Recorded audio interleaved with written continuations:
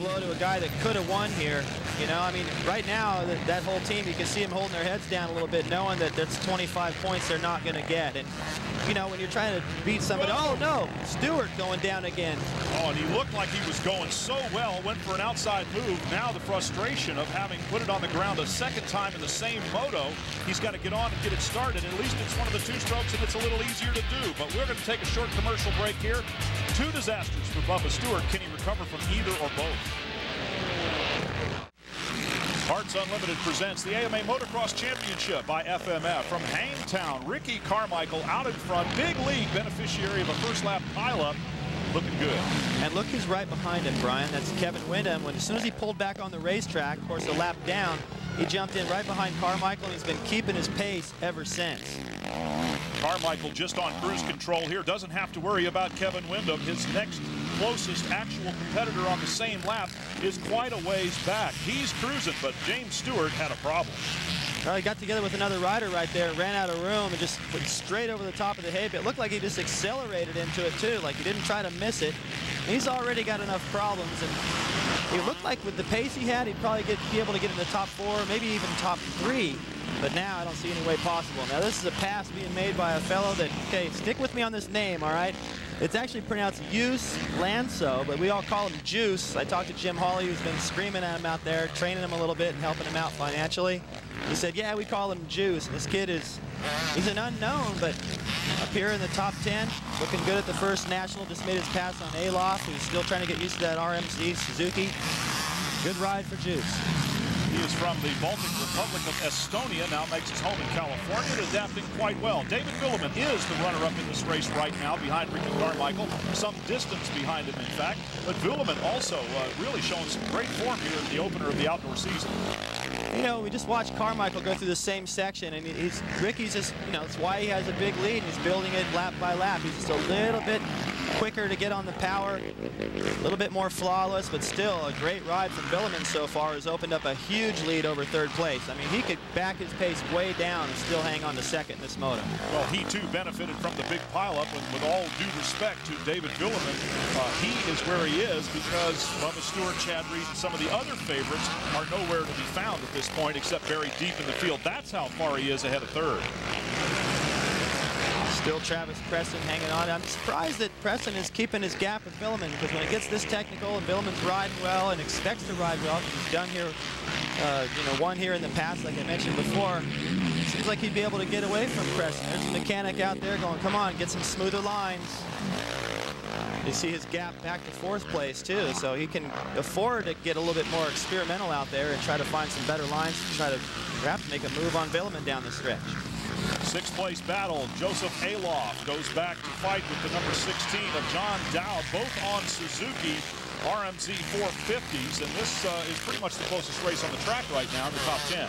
Yeah, it's pretty spread out, but you know, Joe, this is a great start for him, and he's just having riders one by one come up and start to peck at him. Now John Dowd, probably the oldest guy on the track, 39, and he's chasing what I think Olaf just turned 30, so these guys have been around a while, but their effort and their desire is still intact, and they're running up front in the top 10. A little bit lucky because of the pileup that took place in the early laps, but that's motocross. A very, very rough track is going to demand a smooth style because, as you know, David, not only is smooth fast, but also saves energy. These guys have to start up and do it all over again in a little while this afternoon.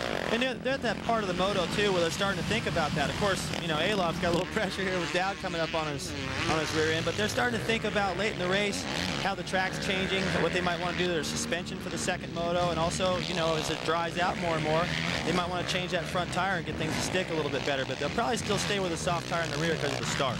I was also thinking about conserving their own energy as well, because if you use it up in the first moto, you've got nothing left in the second one, and this track is using some people up. Well, you know, I'm just going ahead and assuming that these guys are all prepared.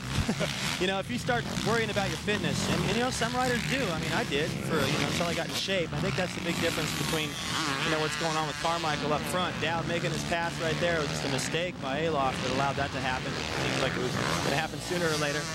But, you know, these guys are fit. Dowd is, he's older, but he trains, and you know, I don't think he worries about how much energy he's going to have. He just gets out there and goes fast until they throw that checkered flag. Now here's James Bubba Stewart. Stewart, who had a lot of work under his belt to get to the position he was. Then he had a second tip over. He had to start all over again past the same guys that he went by once already. Well, you know, when I saw him go down the second time, Brian, I was keeping an eye on where he was in the racetrack, and every time he went off a jump, he was looking over to see where the leaders were. He knew exactly what was going on, who he was going to have to pass. But he kind of dropped his shoulders a little bit when he got up the second time, like, man, it's a long way to go from here. But still, every point counts. There's the mechanic, Jeremy Albrecht, really trying to make sure he's giving him exactly the right information and, you know, keep him excited out there. Like, I think he saw that posture, too, starting to go away, and he's trying to get him fired up again. Another look here at the number 70 machine running in second position right now, Travis Preston. He's coming under attack, though, by Chad Reed, and Reed is right behind him.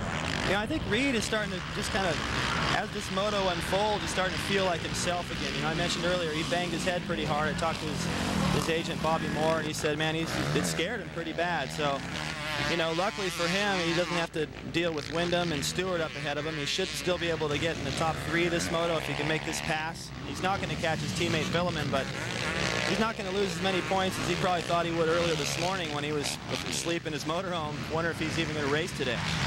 Making that correction, it is a battle for third spot. Villeman alone in second, and Ricky Carmichael all alone out front. But here we have Chad Reed, Travis Preston for the final spot on the podium. And Reed, while he caught Preston, has not been able to get a lot closer or close enough to make a pass. Well, it's difficult. You know, you can catch a guy, then when you get close, you know, he may be taking some of the lines you want to take, plus the roost coming off that bike. You know, we don't feel it sitting here, but I'll tell you what, you know, if you get out next to the track, you better watch out. There goes Reed down the inside. It's actually where he fell this morning, so it's nice to see him rebound in that spot. But that roost hurts, Brian, and sometimes you got to kind of lay back for a bit, kind of study what the guy's doing and stay out of his roost. It also keeps your vision good, and then make your move all at once. It looks like that what Reed did. We'll take another commercial break here. Here's the way they line up in Moto 1 right now. Carmichael's your leader. AMA Motocross Championship is brought to you by Suzuki. Lightweight, superior power, incredible handling. It's why champions choose Suzuki. And by Honda, the company that defines performance in motorcycles, ATVs, personal watercraft, and scooters. Well into the race now. Ricky Carmichael out in front. Looks like a training ride for him. Riding an extremely good pace, very smooth, and no one's going to catch him. Well, it's funny you brought up training ride, Brian, because I think some of his training rides are actually harder than this, and that's the whole point. Ricky works so hard that when he lines up on the gate, he's going, I deserve this win. It belongs to me. I've worked the hardest, and, you know, he expects to win when he lines up, and the way he attacked Fonseca, that opening, you know, 500 yards or so, I mean, he doesn't like to be behind for even a few turns. He wants to get out front and do what he knows he can do, which is just pull away. And, you know, looking at Stewart, that's what he's always been able to do. Of course, riding that 125 last year against all those 250 F4 strokes, he's no stranger to having to come from behind, but he didn't have to catch Ricky Carmichael, you know, and that's going to be a lot tougher. And he's riding a 2-stroke against 4 strokes again this year. How much more difficult or easier, perhaps, is it to be on a mismatch in equipment? Well, I think the mismatch was a little bit worse last year than it is this time, because in a 250, he can make that thing pretty fast, and his track is tight enough, especially where he is right now, that he can zip in and out of there on that 250 and possibly make up for some of that torque those guys have going up the hills. But the bottom line is James is going to have to work extra hard just to maintain the same pace as Carmichael. And, you know, I think Ricky's got more experience and probably at this point in his career a little bit more fitness and confidence in his fitness than James does. And so it's going to be a tough season for him, but you know what? That's he always amazes us, and I'm sure he will again. Tremendous athlete.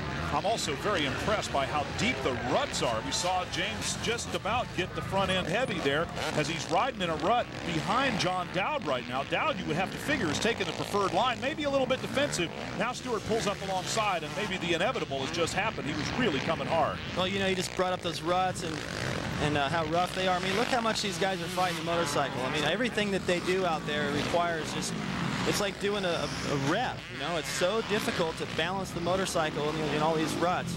Carmichael having a moment. He got lucky right there because Jeff Alessi to the right just drug. I couldn't tell who the other rider was. Just drug his bike out of Ricky's way. These guys are fighting it every step of the way. They've got to be so strong, and so far Ricky has proved that he is the strongest. You picked the right rut in that particular case, and there are multiples of them in some of the more difficult turns.